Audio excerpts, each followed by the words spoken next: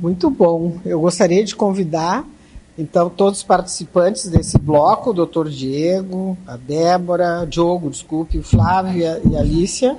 Eu fico aqui para a gente fazer um bate-bola, que eu acho que é a parte interessante, é dúvidas, e está completamente aberto as perguntas para vocês, com esse time aqui pronto para responder. Então, está aberto à plateia, se alguém quer fazer algum comentário, alguma dúvida. Doutor Diogo, existe há bastante tempo uma situação de que as pessoas dizem que quando se toma uma medicação por muito tempo, o organismo acaba acostumando, não é isso? Principalmente os antibióticos, as pessoas falam muito isso, ele acaba criando imunidade. Eu queria saber sobre o vedolizumab. Este senhor bem ao seu lado foi que me deu a janela de oportunidade. E eu agradeço muito, porque ele é um grande médico. E eu não tenho nenhuma das complicações que ele citou, graças a Deus, nem que a doutora, não lembro o nome dela, a doutora Débora também citou. Não tenho erupções cutâneas, não tenho problema reumatológico, não tenho nenhum dos que foram citados, né? Então, agradeço muito esse cara bem aí, que ele é um grande médico e ele sabe disso. Nós nos descasamos, não foi por nada, porque ele teve lá no 2016, quando eu fui diagnosticada, ele passou por um problema e a gente teve que procurar uma outra pessoa, né, porque ele precisava ajudar a família pela perda que ele teve. Mas eu tenho orgulho de ter sido paciente dele, porque foi ele que me deixou do jeito que eu estou. Então, o vedolizumab foi prescrito pelo Dr. Flávio, e faço uso até hoje dele. Eu tive interrupção quando eu fui para o mestrado em São Paulo, porque o São Paulo é caro, tudo caro, então eu tive que abrir mão do meu plano de saúde, né? E acabei deixando de tomar o vedo por um tempo. Então, quando eu voltei, o doutor Sérgio me pegou, colocou no hospital universitário, disse, não, você vai comigo para o hospital universitário. E aí ele prescreveu o adalimumab, né? O adalimumab, ele me encheu de hematomas. E aí mudamos. As medicações que ele prescrevia não davam certo, mas o vedo foi o único que me deixou com qualidade de vida. O absenteísmo no trabalho e na minha vida acadêmica foi a zero, as internações foram a zero, que o doutor Flávio sabia que eu internava muito, mas graças a Deus eu estou em pé e tenho qualidade de vida hoje. Então a pergunta é a seguinte, o vedo, com o uso prolongado dele, isso poderia vir a acontecer? Perfeito. Como é seu nome, desculpa? Silvia. Silvia, obrigado por ter relatado a sua experiência, a sua história. Eu concordo que o Dr. Flávio é um excelente médico e cirurgião, fui aluno dele na faculdade, e sou muito agradecido a ele por ter aberto as portas aí para o meu retorno aqui em São Luís, né? Sobre a sua pergunta, o vedolizumab, ela é uma droga altamente efetiva, né? Ela tem como característica justamente a baixa capacidade de formação de anticorpo antidroga, porque ele tem um mecanismo de ação muito específico, né? Ele age justamente numa proteína de adesão, onde os linfócitos precisam se aderir para se interiorizar na camada intestinal, digamos assim, tá? Então, ele tem os estudos, né, que acompanharam pacientes com vedolizumab a longo prazo, mostram uma taxa de remissão sustentada acima de 70%, né, em torno aí de 70%, um pouquinho mais, com baixo índice de perda de resposta ao longo prazo, tá? Por mais que essa possibilidade ainda exista, tá? Então, ela não é livre de existir, mas o vedolizumab tem como característica justamente isso, a baixa perda de resposta a longo prazo, baixa imunogenicidade, tá? Como desvantagem, eu mencionei lá na minha apresentação, ele demora um pouco mais para agir. Então, tem pacientes que são mais graves, precisam melhorar mais rapidamente, e ele tem esse ponto desfavorável. Então, respondendo de forma resumida, você tem a possibilidade de perder a resposta a longo prazo, mas ela é pequena, ela é menor no vedolizumab, é uma excelente droga. E aí, por que você não se deu bem com outros mecanismos, né? Com a adalimumab, que é um anti-TNF? Infelizmente, a gente ainda não tem todas as respostas de como essa doença ocorre, né? Então, você pode ter um mecanismo inflamatório que seja mais sensível ao vedolizumab, esse tipo de ação no mecanismo na cascata inflamatória. Então, esse aí seja a droga perfeita para o seu caso, tá bom? Mas essa resposta aí, quem sabe a gente possa ter mais adiante, né? Mais no futuro. Obrigada. Doutora Marta, a senhora não estava presente, mas queria agradecer também a participação da ABCD na minha vida, também quando eu recebi o diagnóstico. Vocês foram fundamentais também. Busquei auxílio de vocês lá e foram fundamentais também. E para a doutora Alice, eu queria perguntar, já existe protocolo de atendimento para DI nos serviços de urgência e emergência? Bom, Silvia, obrigada aí pela pergunta. Infelizmente, a gente ainda está brigando para conseguir fazer essas capacitações nos serviços de emergência, porque o paciente de doença inflamatória, seja Crohn ou seja retocolite ulcerativa, é o paciente que tem potencial de complicar, de descompensar, porque está envolvido várias situações, inclusive o lado emocional do paciente. A gente não tem ainda no estado, infelizmente, nenhum centro de referência para atendimento específico dos pacientes com doença inflamatória. A gente está tentando criar no estado, na pessoa do Dr. Valbert, um ambulatório de referência no estado, porque a gente só tem 2 ambulatórios, um ligado ao Hospital Universitário e o outro ligado à Universidade Selma, e que o Hospital Universitário tem um hospital, mas não tem porta de entrada, e o Selma não tem nenhum hospital direto. Então, os pacientes vão para as UPAs, para os socorrões, entendeu? Para os postos de saúde. E, infelizmente, a gente não tem ainda essa porta de entrada. Inicialmente foi pensado em botar o ambulatório, que o Dr. Valbert tem 2 anos que está brigando para conseguir, mas eu acho que daqui para o final do ano a gente consegue, se quiser. E com isso talvez abra um pouquinho da porta da entrada lá do Hospital da Ilha. Não é isso, Valbert? Mas, infelizmente, a gente não tem ainda essa porta de entrada. Eu gostaria de saber, assim, para qualquer um dos doutores aí, se quem é intolerante à lactose, ele pode ocorrer uma ADI? A gente parte pelo mesmo princípio que Valbert respondeu na pergunta no bloco anterior. São princípios diferentes. Quem tem intolerância à lactose não é uma doença que predispõe à doença inflamatória intestinal, ponto. Mas são doenças que podem se sobrepor, entendeu? Queria aproveitar e dizer para a Silvia aqui uma coisinha. A gente se descasou porque eu fiquei viúvo e tive que me afastar, entendeu? E eu agradeço pelas palavras de coração, assim, eu tentei segurar aqui, mas não consegui.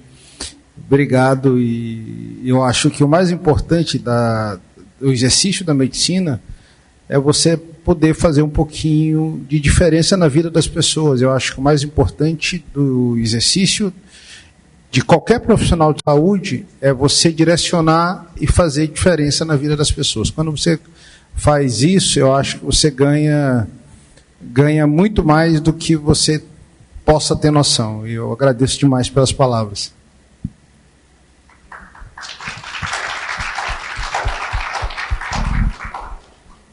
Parabenizar a Alicia, né, pelo brilhantismo do evento e pelo público eclético que nós temos aqui. Mas tocar mais uma vez na questão dos agentes comunitários de saúde, da importância dele na atenção básica, é a porta de entrada do Sistema Único de Saúde, e é de onde vem grande quantidade dos nossos diagnósticos, tá? E não vem só da... Nós fizemos, uma das coisas que nós ainda temos na doença inflamatória intestinal é a invisibilidade da doença de Crohn, das doenças inflamatórias, mas sobretudo da doença de Crohn. Porque é uma doença ainda invisível, porque ela é de difícil diagnóstico. Então, já foi colocado aqui, quando suspeitar, e eu acho que os agentes comunitários de saúde têm absorvido isso, tá?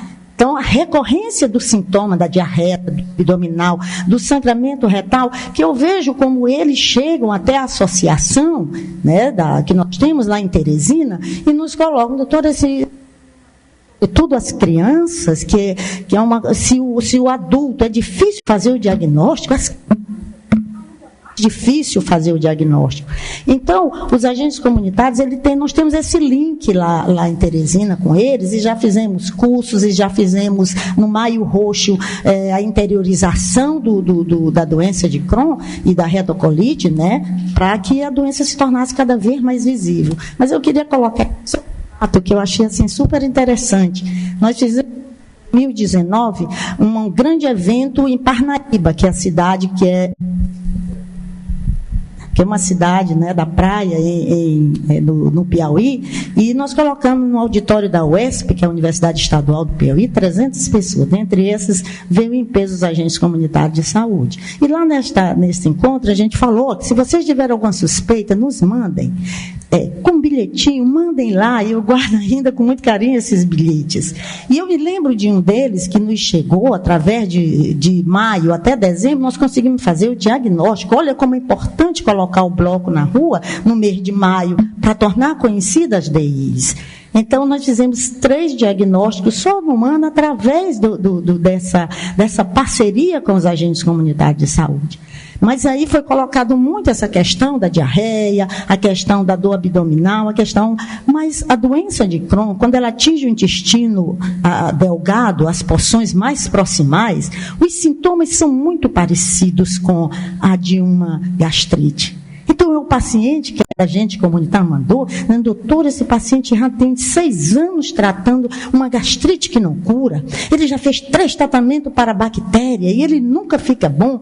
Então, ela ficou com aquilo atrás da orelha, porque a gente tinha colocado isso na aula que nós demos lá nesse dia. E realmente o paciente tinha doença de Crohn, que só conseguimos fazer o diagnóstico, porque ele já tinha feito endoscopia normal, colonoscopia normal por 3 vezes, com a enterorressonância.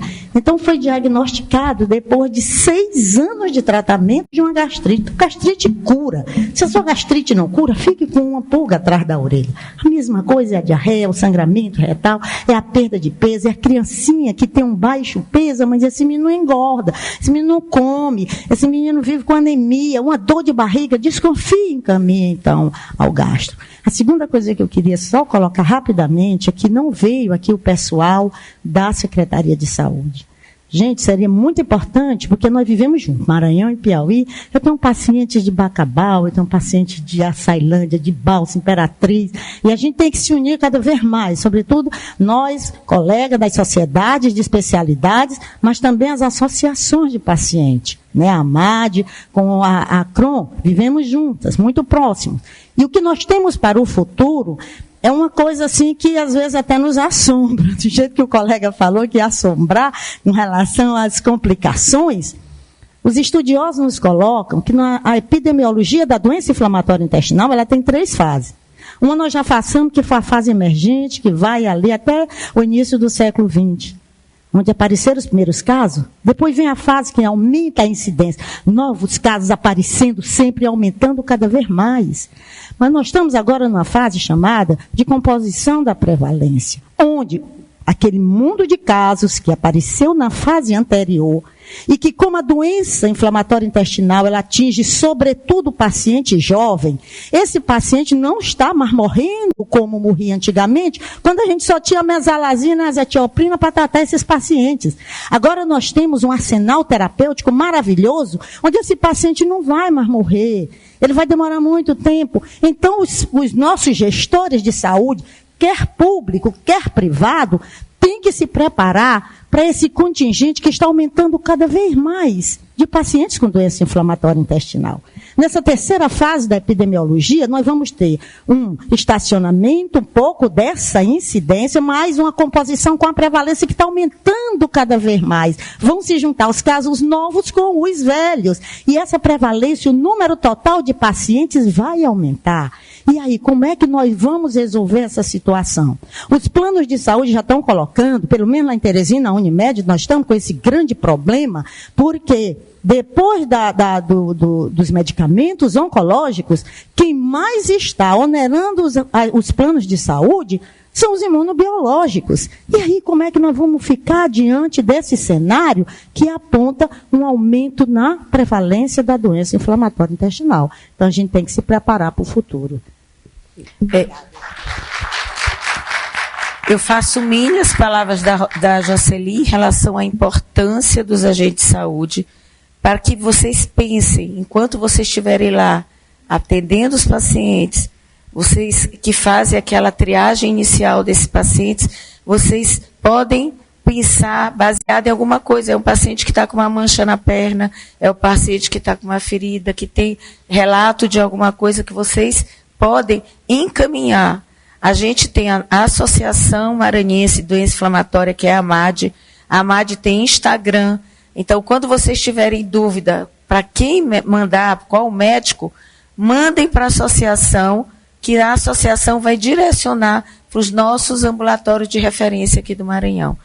E o que Jocely falou, outra verdade, é em relação à necessidade dessa parceria. Metade do Maranhão para baixo, vai tudo para o Piauí. Só os do metade que vem para cá, para São Luís, pela distância que é. Então, é muito frequente dos pacientes. Caxias e Teresina é do lado. Então, eles vão, a maioria dos pacientes acabam indo lá para a Jocely. Bom, pessoal, cumprindo o nosso horário, eu gostaria muito de agradecer a presença de todos vocês e dos colegas aqui também. E dizer que isso é o nosso trabalho. Não é fácil, gente. Eu gostei muito do que eu escutei da Sandra hoje, que às vezes a pessoa está assistindo um jogo ali na plateia e não está vendo o papel do jogador ali dentro, quanto ele está sofrendo para jogar. Então, realmente, a gente está aqui por isso.